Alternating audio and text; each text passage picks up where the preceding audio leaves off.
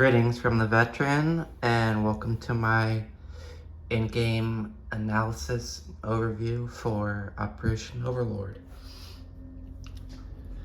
First up, I will go over the victory points. So I just calculated them up, and to note, victory cities, it does say captured ones. So in my victory point calculations, I only added, like Rome is not a victory point for Italy because Italy did not capture it. But Paris is in control of the Germans. So Paris is a victory point for Germany.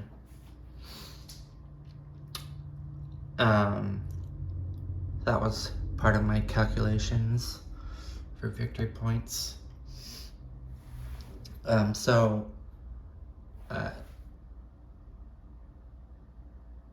First up, obviously the USSR scores no victory points with so much lost territory from their home country.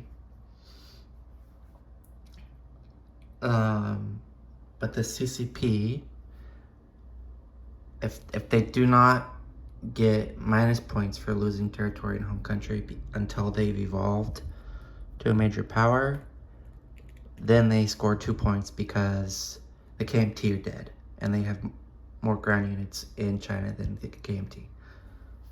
So that's the Comintern.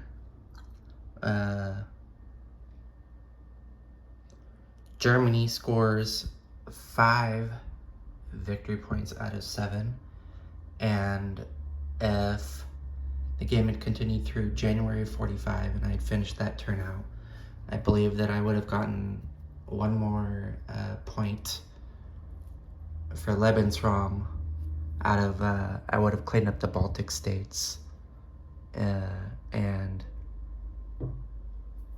also would have destroyed the militia in Kiev, which was threatening to capture one of my Belarusian territories, which I need for Lebensraum.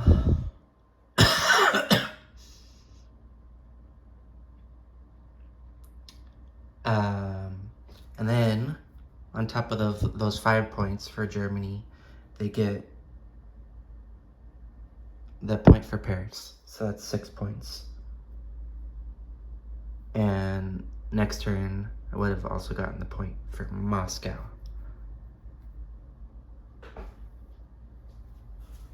And Italy, they get 3 out of 4 points for winning the Spanish Civil War and not keeping the Med clear, but they have control of Kometskaya and Crimea, 2 territories they did not start the game with. So that satisfies their colonialism. So we are at Germany 5 plus Paris 6. Italy's 3 is 9. And Japan, they did very well, and they scored 6 of their 7 victory points. 9 plus 6 is 15, and they controlled Nanking. So that's 16 points for the Axis. One of Japan's points you might be curious about, but they do control, they do not have twice as many capital ships as the Allies, but they control Mariana Islands, Midway, and Wake, which gives them a point. That's one of their 6 points.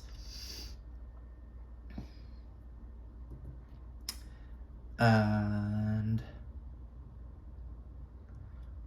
so The Axis win the game with 16 points, with Moscow and another 11th round point being in the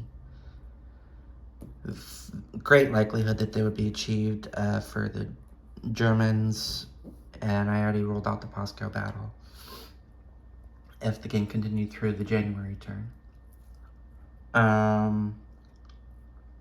Great Britain and the Allies. Great Britain did the best for the Allies. They earned 3 out of 4 victory points. FEC got no point because Japan still held Malaya.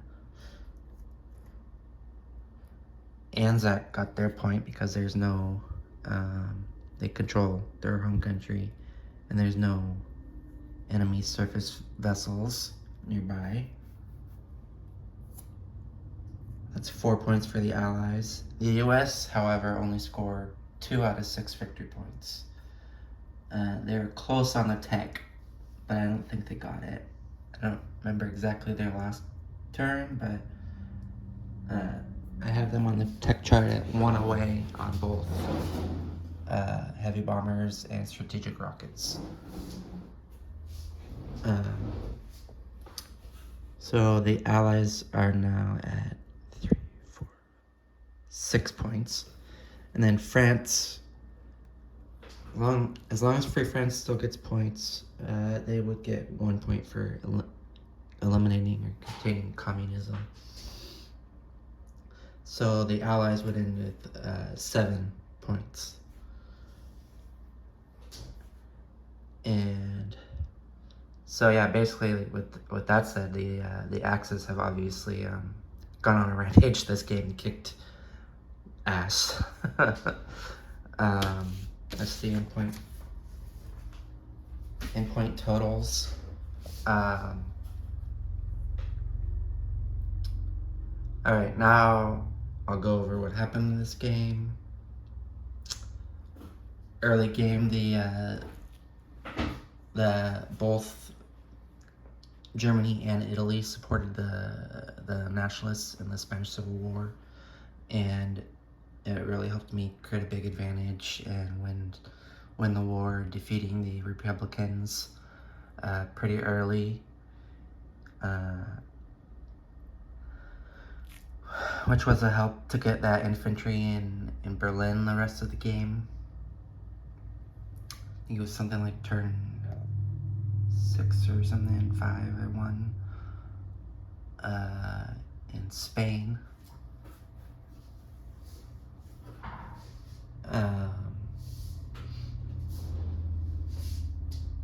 And in China,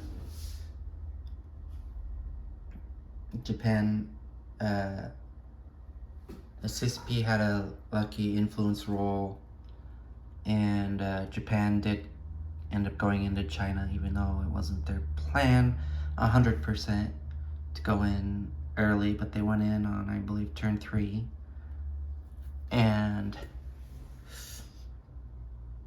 were able to clean up the K and do a major blow to the CCP in the early war, and they never finished off the CCP outside of kicking them out of Shensi, so their only money was in being adjacent to the USSR and Xinjiang. But Japan did wipe out the KMT in Yunnan, I want to say in July of 39.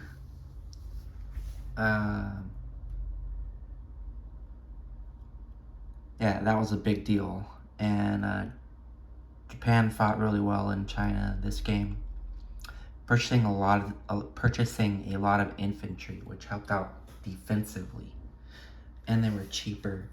So I think that was a good way to go rather than buying a lot of artillery.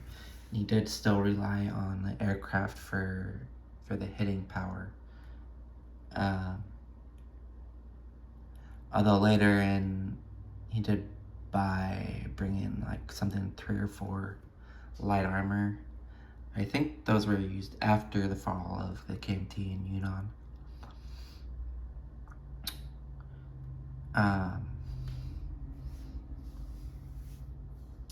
So yeah, Japan did very well in China, and that was their only real attack, giving the Allies money. Japan stayed out of DI. As you can see, they're still neutral, and this kept the American income low. And Japan also did not attack the FEC until they were going to war with the Americans. And to me, that just is what makes the most sense. The income increase the Americans get from Japan attacking the Commonwealth early just isn't worth the income increase.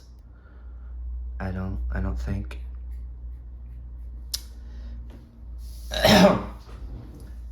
Meanwhile, I had high hopes and aspirations as Italy to declare war early and snatch up the Suez in an early assault, keeping the British Navy out of the Med, which it was out of the Med, and I would have locked it out of the Med had I captured Eastern Egypt. But that attack failed, which invited the British to attack my navy in 81, which turned out to be a blessing because I submerged all of my submarines. You had no air units to force my subs to fight. Took enough casualties from the surface battle, and then I counterattacked with a bunch of submarines and my air force, and wiped out his navy, which ended up keeping the Med clear for a long time.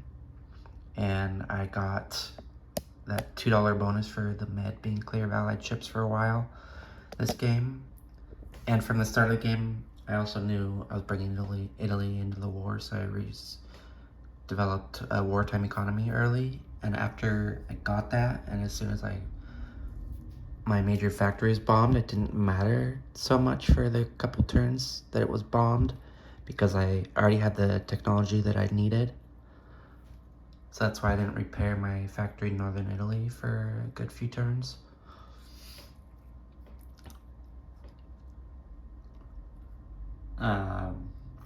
Yeah, the wartime economy was just so huge for the Italians this game.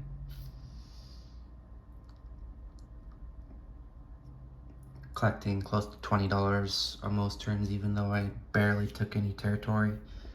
Took Tunisia and lost time Somaliland and was even from a lot of the game. But the main thing Italy did was tie up so many Allied resources and hold their own ground. I mean, they survived multiple battles in Cyrenaica against the Commonwealth and against the French in Tunisia. It was just a very big distraction for the Allies, and Italy did superb in it.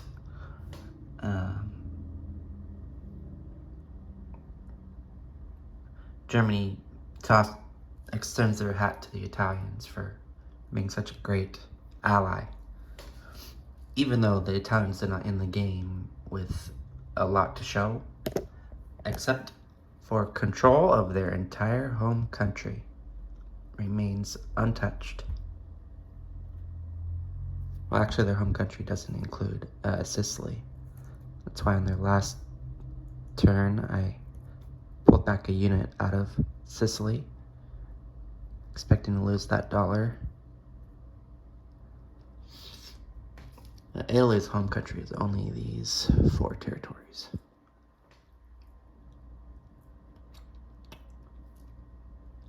And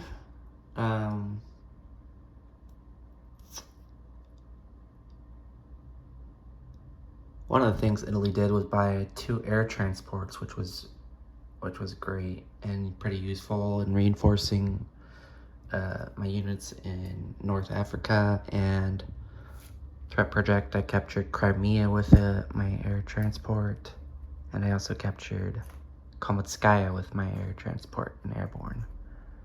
I like the air transports for Italy in this game. They're a lot easier to keep alive, especially after the early naval engagement that's expected in the Mediterranean with the Italians. So, yeah. In future games, I'll probably only purchase one naval transport with the Italians, and then build a couple air transports.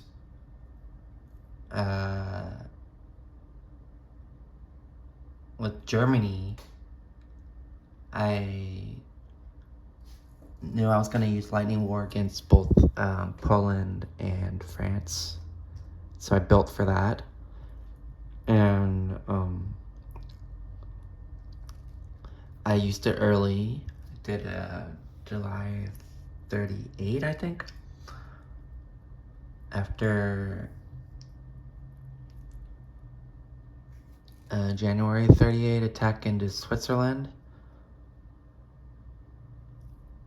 Yeah, I marched directly to Paris through Switzerland.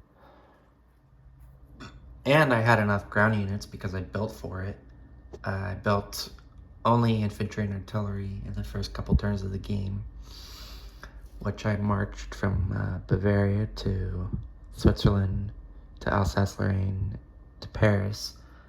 And because I did that, I was able to use my Air Force freely in Poland, and I committed only a large ground army in Paris. I lost no air units in capturing Paris because I didn't send any in, and I didn't need to because I had such a large ground force ready for action to take out the French in Paris.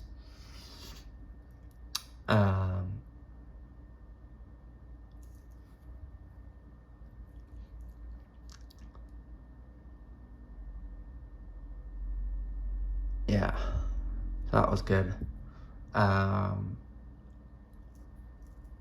And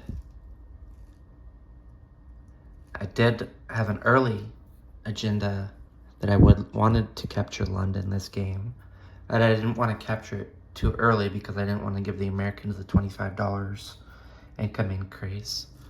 But that all fell to poop when I would make a landing, say in Scotland or Northern England, and I could not establish a foothold because the UK could just use their navy and transports and their aircraft, and they could counterattack anywhere on their home island, and they did, which meant that I never had a chance to use my 4 air transports and non-combat 4 infantry and build a militia and land aircraft in territory I was able to keep because I wasn't able to keep any territory. But my Italian efforts in the Med and German aggression with their U-boats in the Atlantic and the 4 air transports I built and my Air Force constantly progressing, pushing threat towards the British. I just had them scrambling and threatening to destroy their navy multiple times, and I just had them on the ropes, which meant I wasn't worried about losing any of my territory. And I had signed the Molotov-Ribbentrop Pact, and so at the same time the UK home island became a dead end for attacks, that's when 5 Star declared war on me. And I was like, ooh yeah, now I get to bring my heat towards him. And I knew I wanted to attack the Russians this game, but I was waiting on doing it because I was keeping his income low. That was one of the things that my partner Crooked Leg and I was focusing on was keeping our enemy's income low this game, and it really worked. 5-star, when he attacked me, Crooked Leg did not respond with his own declaration of war on 5-star. And so 5-star fought a war with me with a lower income. Because he declared war on me, and so that didn't bump his income. And Italy didn't declare war on him either. Italy had their own worries in the Med. So Germany was able to focus completely on 5-star and the Soviet Union.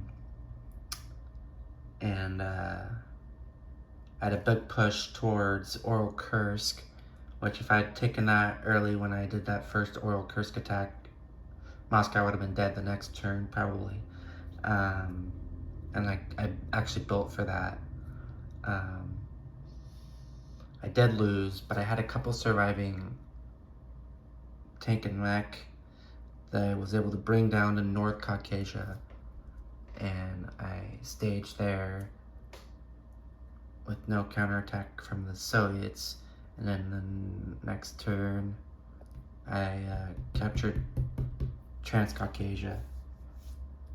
That was a big point in the game because I aligned Turkey, which actually it's not very many units, but it did help me secure Iraq.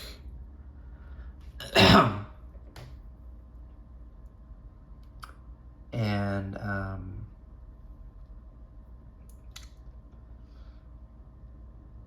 all the money in the Caucasus region. And also another big one was that the Germans from the beginning of the game knew they wanted to research improved factories. So I didn't build that many units in my home country this game. Instead, I built 3 factories. I built 2 factories in Romania. Start with 1. I built one in Lapland, and I just took advantage of those with improved factories, and the one in Warsaw every turn. And I built about 6 units a turn in Romania, 4 units a turn early, and 6 units a turn, 2 units a turn in Warsaw, and 2 a turn in Lapland. And I also ended up building the 2nd naval transport, taking advantage of improved construction, which helped my cheaper factory builds and my cheaper transport and subs. So yeah, I really took advantage of the factory right on the border with Russia, and it just allowed me to keep pressure on. So he would counterattack, and I already have forces ready because of my production centers are right there.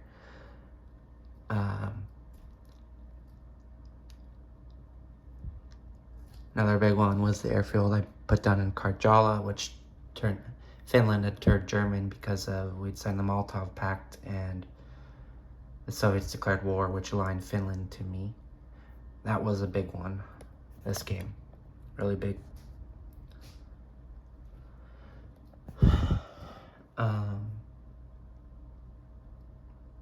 Anyways, so using my production center again in Romania, I built up my 2nd push towards Oral Kursk, and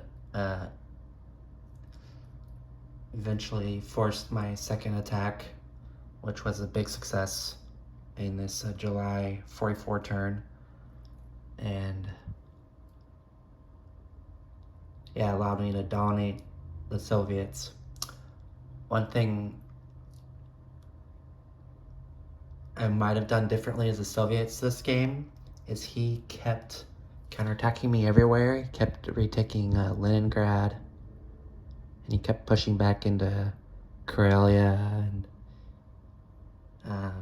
pushing me out of Belarusia. All those counterattacks meant that he didn't have a large army left in Moscow, and or as many units as he could have had in or Kursk for that battle. So that didn't to use the infantry to the fullest potential. They fight the best on defense behind a fortification and or a city. I think his best option would have actually been to build the fortification in Moscow and guard Moscow to shit with a lot of infantry and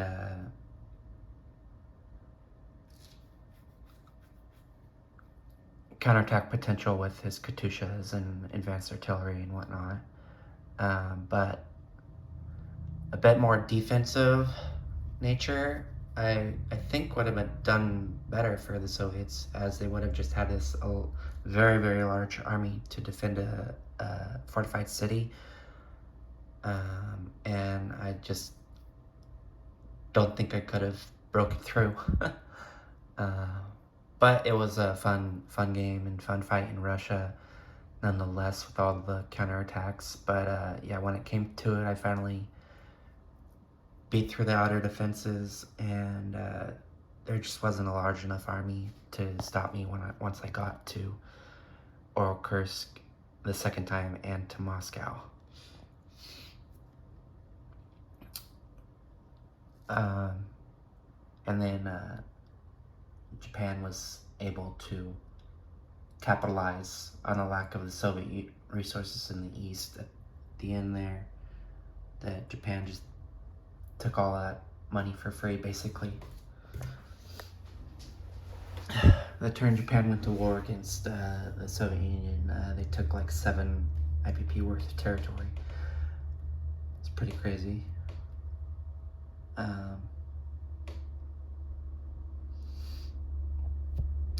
And that definitely helped cover for losses that Japan was taking to convoy raiding, which actually didn't matter too much for Japan.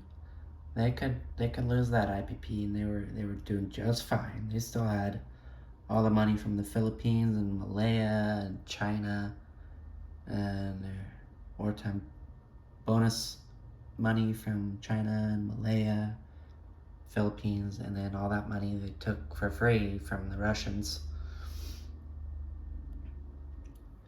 And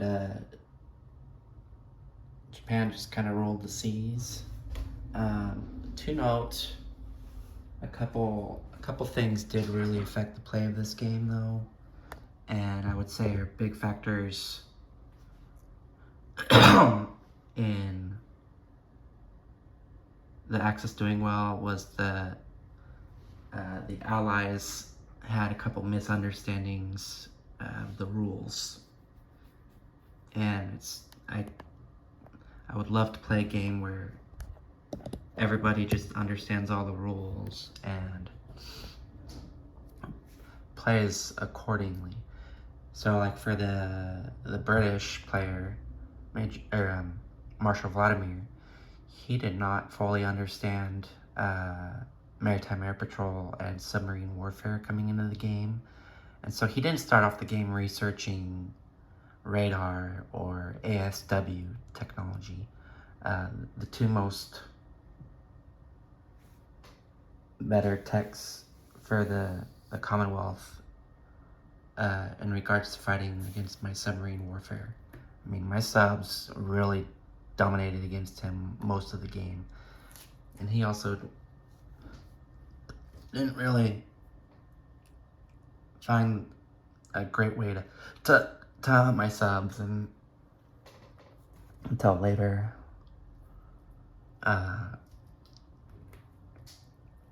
He really could have used a fighter and a carrier over here in 24 in the channel. That would have stopped my continued sub movement through the channel to get into the Atlantic when I kept reinforcing the Atlantic with more subs. So that was actually a very big one.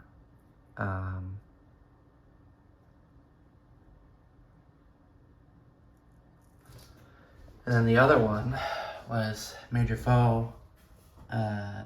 He didn't understand that when you're not at war, you can move past enemy units. And so Japan, with their surprise strike, on their surprise strike turn, they were able to move a large navy, and the Americans had a navy up here off of Canada and British Columbia. And the American Navy got attacked by Japan's surprise strike, and Americans had Navy that they had put out as blockers, but they didn't block anything because Japan just says, oh look, we're at peace, hi, goodbye.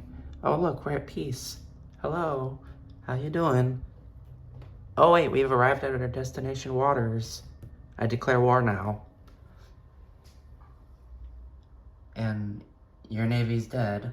That move really slowed the Americans down, and it also was a big landing for the Japanese because they landed a couple infantry in a couple areas. They landed like in the Pacific Northwest, landed in British Columbia and Alaska, and it took quite a good few turns for the Americans to clear out the landed Japanese troops, and it was just a big distraction for the Americans and really slowed them down in the Pacific.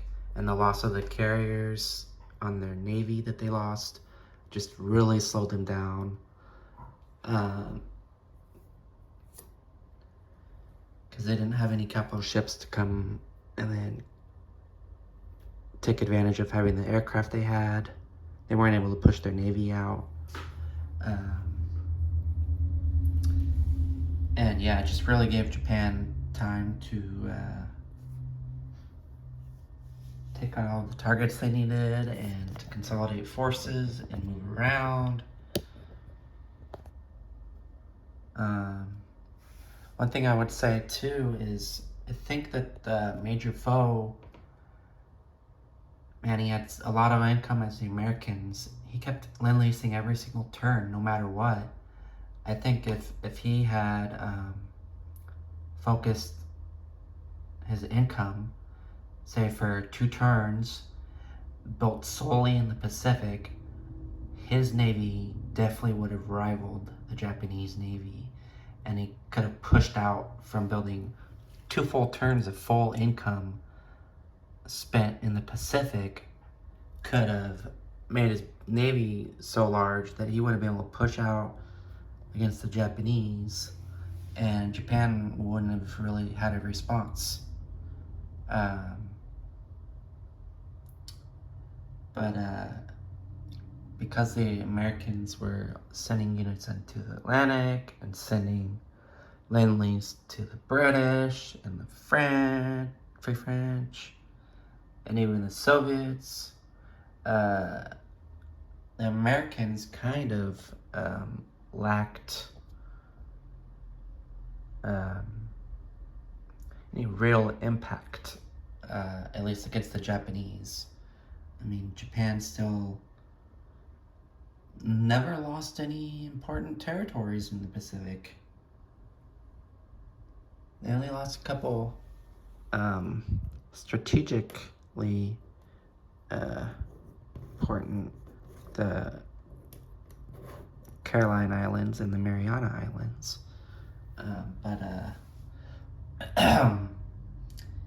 Yeah, the Americans just never really put a huge dent. And when they came into the Med, they did help attack Italy, but they weren't able to attack me in my home country where it matters. And they didn't attack Yugoslavia once, which meant I never had to counterattack them there. And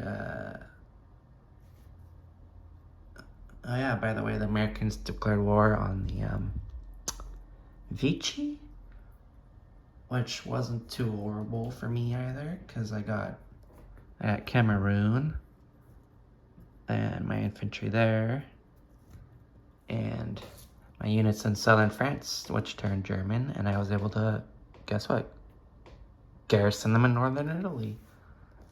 There's my Northern Italy stack.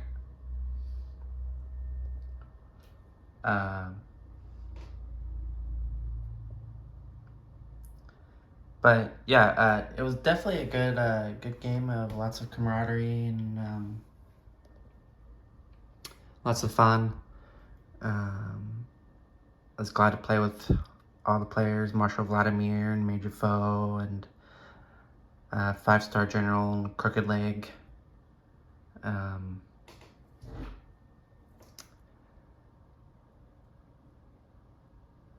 Yeah, I think I've covered everything. Got Germany collecting over $100 now with capture of Moscow, I'm sure. Last few turns I was collecting in the high 90s.